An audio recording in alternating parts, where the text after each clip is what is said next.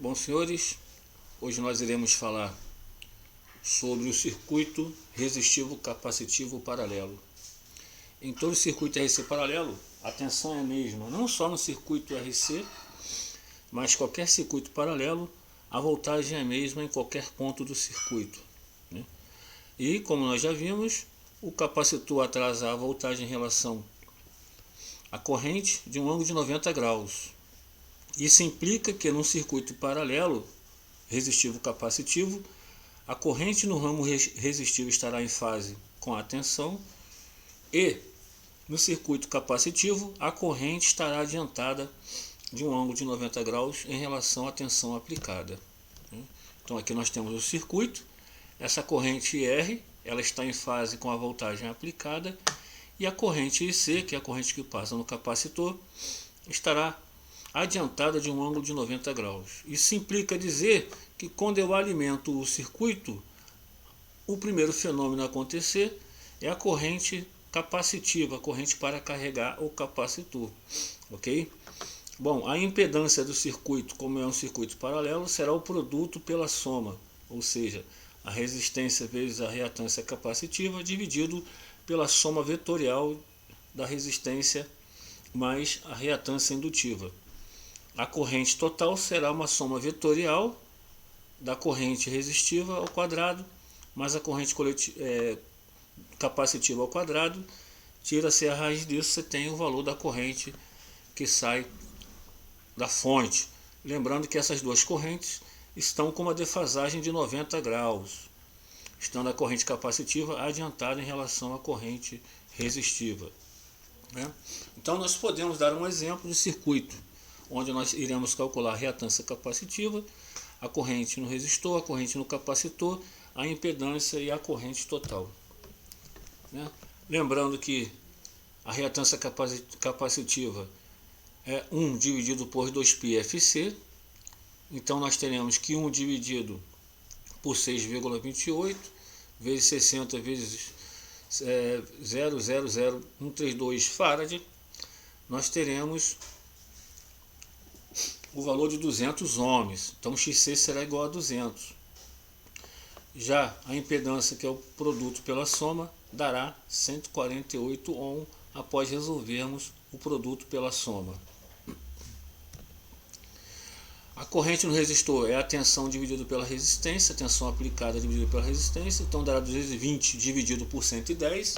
A corrente no circuito, no ramal resistivo, é de 2 amperes. Já a corrente capacitiva, que é a tensão dividida pela reatância capacitiva, será de 1,1 ampere após dividirmos 220 por 200, ok? Então a corrente no capacitor será de 1,1 ampere.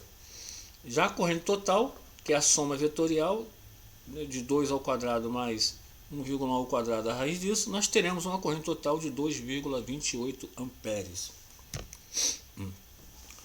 Em seguida nós iremos estudar o circuito resistivo, indutivo e capacitivo série, ou seja, agora nós temos os três componentes básicos de um circuito elétrico ligados em série, né?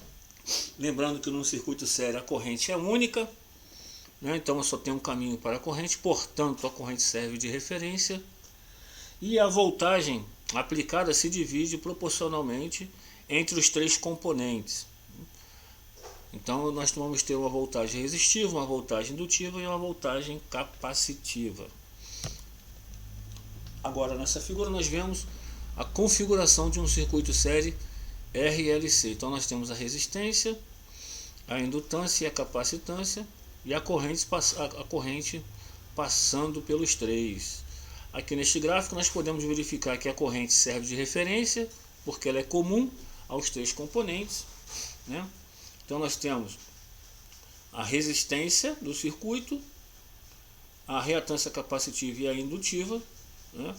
Como esse gráfico mostra, as duas estão numa defasagem de 180 graus, portanto XT é a subtração entre os dois. Caso XL e XC fossem iguais, nós teríamos um circuito puramente resistivo, como a fórmula da impedância mostra, né? Nós temos que XL menos XC, Ou seja, caso os dois tenham o mesmo valor, daria zero. Então nós sempre teremos um resultado que será a diferença de um pelo outro, porque XL e XC promove um efeito oposto, então um subtrai o outro. E a corrente do circuito será a voltagem aplicada dividido pela impedância. Na figura acima, aquela figura que nós vimos tudo isso e nós vimos que a voltagem aplicada, que é a voltagem total, será a soma vetorial da voltagem no resistor, mais a diferença entre a voltagem no indutor e no capacitor. Ok? Então, mais uma vez, nós podemos exercitar, fazer um exercício onde eu tenho que encontrar XL, XC, a impedância, a corrente total, voltagem no resistor, voltagem no indutor e voltagem no capacitor, né? Sendo assim, nós podemos também falar de potência elétrica no circuito RLC. A potência, né? Agora nós podemos falar do triângulo das potências, já que nós temos agora os três elementos ligados no circuito, então formando um triângulo, né? Então a potência total em um circuito elétrico é a potência aparente, tá? Então o gerador, quando ele fornece energia, ele fornece potência aparente, que é o produto da voltagem vezes a corrente, né? O símbolo da potência aparente é a letra S e a unidade de medida é o volt-ampere, né? Que é o produto da tensão vezes a corrente. Então S, que é a potência aparente, será a raiz quadrada da potência real mais a diferença entre a potência no indutor e a potência no capacitor.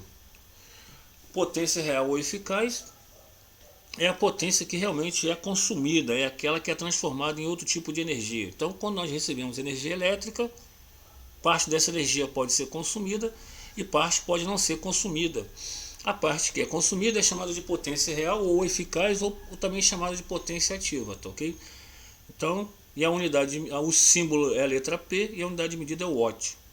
Toda vez que a energia elétrica é transformada em outro tipo de energia, há consumo. E como é que é transformado em outro tipo de energia? Em calor, luz, movimento, energia química, nesses casos há consumo. Então a potência real, ela é o produto da tensão vezes a corrente vezes o cosseno do ângulo, que é a parte real do circuito. Potência reativa é a potência que não é consumida, ela é acumulada em bobinas e capacitores. Então, bobinas e capacitores idealmente não consomem energia, eles armazenam energia. A bobina armazena no campo magnético e o capacitor armazena no campo elétrico, né? E ambos estão 180 graus defasados, portanto um subtrai ao outro, né? O símbolo da potência reativa é a letra Q, a unidade de medida é o volt-ampere reativo. A fórmula Q é igual, aqui é Q, não seria P, é vezes I vezes o seno do ângulo, ok? E aqui nós temos o triângulo das potências. O S será o resultado, né, no plano cartesiano, onde QC e QR são a subtração um pelo outro, e o resultado disso dará o nosso S, onde nós também temos a potência real. Ok? Obrigado.